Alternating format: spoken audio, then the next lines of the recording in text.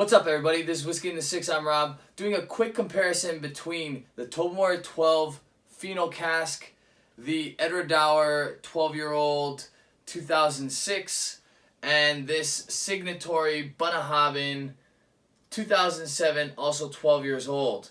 Alright, so this is cask number 584. It is 58%. This is cask number 348. And it is 57.8%. And then we have this one, which was a very limited production. It's also cask strength at 55.1%. Like I said, it's 12 years old. This is Fino sherry. These two are Oloroso sherry.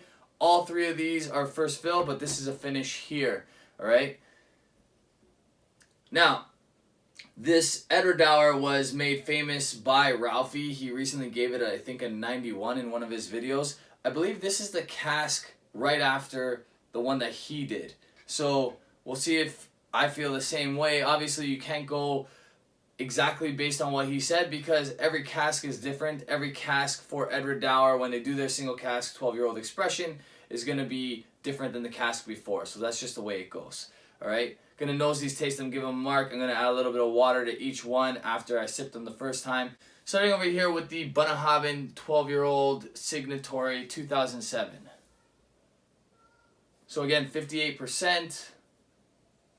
Really nice nose. Now I want to compare the color between these two because the Edradour is darker. They're both first fill sherry casks. All right. So that just goes to show you that there's a whole bunch of different types of sherry cask. All right, this says matured in first fill sherry butt. So, and they're both 12 years old. This one doesn't, oh it does. 604 total bottles out of this cask, whereas the Edradour had 667 total bottles, which I don't know if that has any effect on the whiskey whatsoever. Perhaps the more evaporation, maybe there's more contact with the wood. I'm not exactly sure how all that works. I think it's a little bit of a serendipitous type thing. But this one here, for whatever reason, is darker. So perhaps that means that Edradour gets access to better sherry casks. But this is really nice on the nose. Definitely lots of sherry despite the color. Very pretty. Some nice maltiness to it. Like a raspberry jam. Something bread-like as well. Almost like an Easter bread.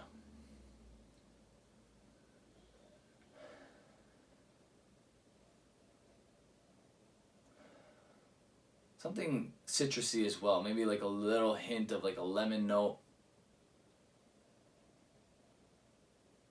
Some vanilla.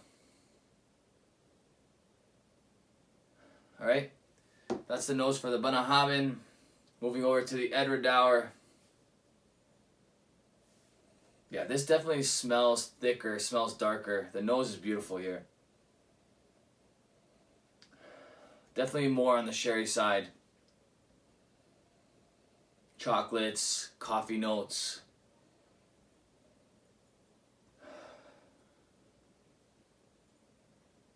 Still something bread-like in this one as well. Like I said, it's 57.8%, so literally only 0.2% less than the Bunnahabhain.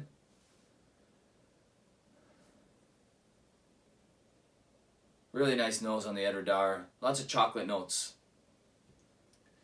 Moving over to the Tobermory 12-year-old Fino cask. Again, this is 55.1, I think. 55.1%.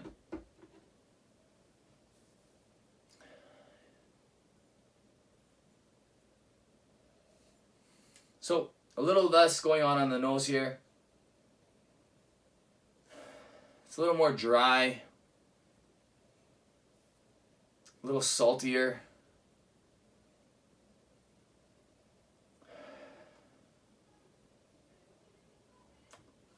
Maybe some like underripe strawberry.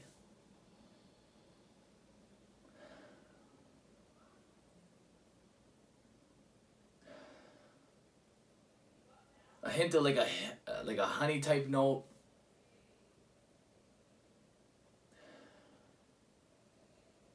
Definitely less sherry than these two. Perhaps that's because of it being finished in sherry as opposed to a full maturation in sherry. Tobermory does that with their with a lot of their expressions. They do these finishings. I reviewed the 21-year-old Manzanilla. This is nice. It's got a nice sweetness to it. Nothing overly robust on the nose. Maybe a little bit of orange. Alright, moving back to the Bunnahabhain on the palate. I'm going to taste it really quick, give a couple notes, drop some water in. I might have to fast forward in between. I'm going to edit some of this out. Yeah, going back to the nose, beautiful like cherry vanilla note there.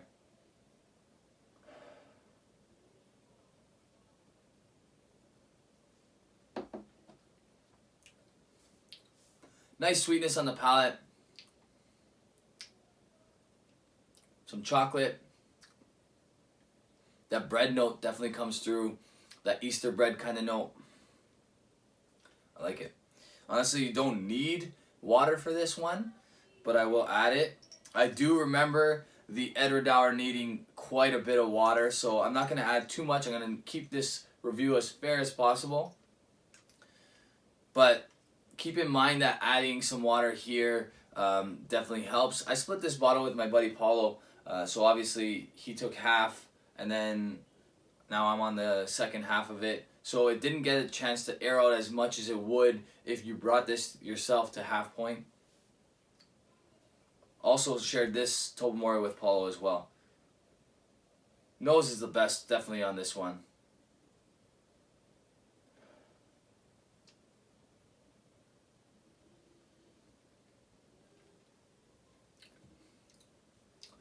So a lot of flavor here, but it's a bit hot.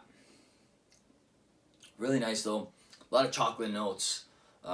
Side by side, you definitely get to see what's going on and the differences between these, despite the fact that they're all 12 years old and they're all cask strength. And they're all pretty limited. These are two single casks, and this has under 5,000 bottles if I'm not mistaken. Yeah, some nice chocolate notes. A little bit of coffee on the back end, like an espresso type note. Not a ton of sweetness, but there is some. I'm going to give a bit of water. Move on to the Tobermory.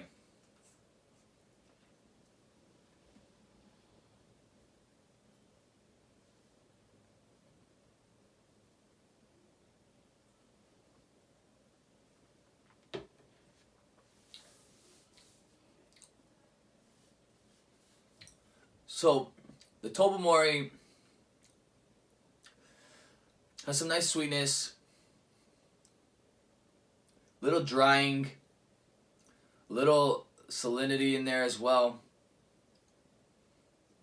Gonna add some water. The pour was a little less in the Tobermory, so I'm gonna give a little less water. Try to keep it even. Alright, back to the Bunnahabhain. I'm gonna go through all three of these one more time, and then I'm gonna give them a mark.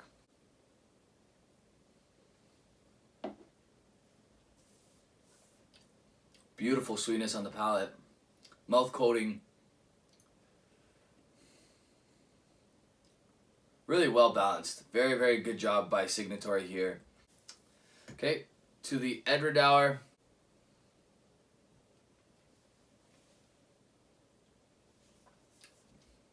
Okay, no surprise here. With water, it definitely helps.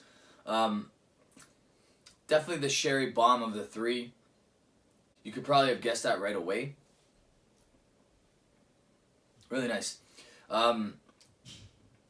Dark. Some dark chocolates, some coffee notes, still malty. Got a bread-like note coming almost similar to the Bunnahabhain, but not quite the same, more dark. Yeah, when I drank these separately, I found that this was really hot. Today I'm not finding that as much, perhaps because I'm doing it side by side with two other cask strengths. Alright, the Tobermory with some water.